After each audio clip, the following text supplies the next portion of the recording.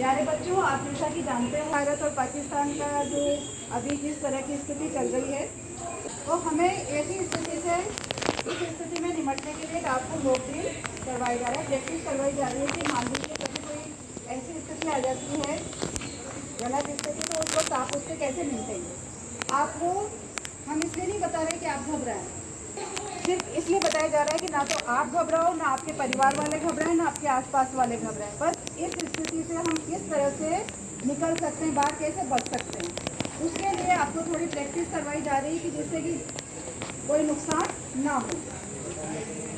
Mock drill में आपके siren बजेगा। ये सायरन तब बजता है जब हमला होता है।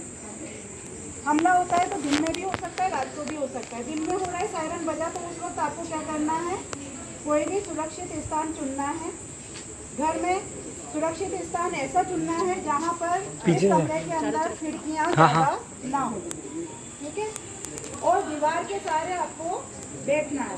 क्यों बैठना होता है दीवार के सहारे, ताकि अगर जैसे कमरा ऊपर से गिरता है तो बीच में बैठोगे तो नुकसान होता है, और आप दीवार के सहारे अगर बैठते हैं तो आपको नुकसान कम होगा, नहीं होगा।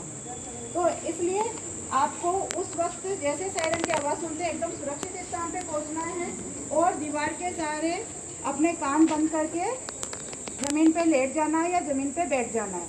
अब आप सोचोगे कि कान क्यों बंद किए जाते हैं, तो कान बंद इसलिए करने हैं क्योंकि जो सायरन की आवाज़ है वो काफ़ी तेज़ होती है, वो आपकी श्रवण क्षमता से भी अधिक होती है। इसलिए आपको कानों पे हाथ रख के बैठना पड़ेगा ताकि वो आवाज़ आपके कानों को नुकसान ना पहुँचाए।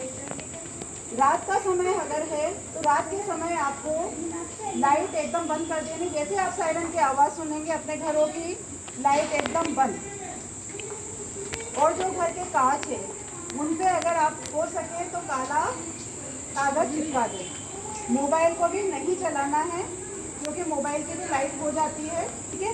तो एकदम कोई लाइट नहीं, जरा सी लाइट भी हुई तो आपके दुश्मन को पता चल रहा है कि इस जगह पे व्यक्ति रहते हैं और वहाँ पे अटैक हो सकता है।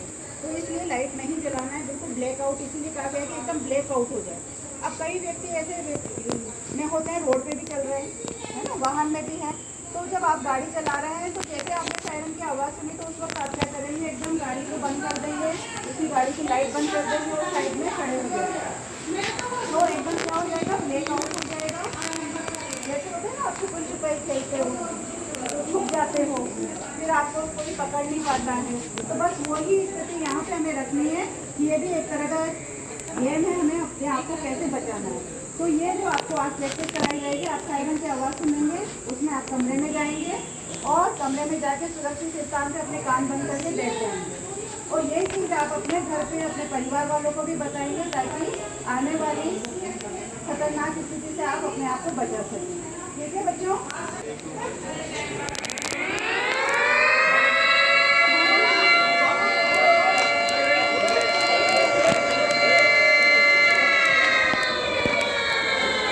भाग भी तो कैसे रही।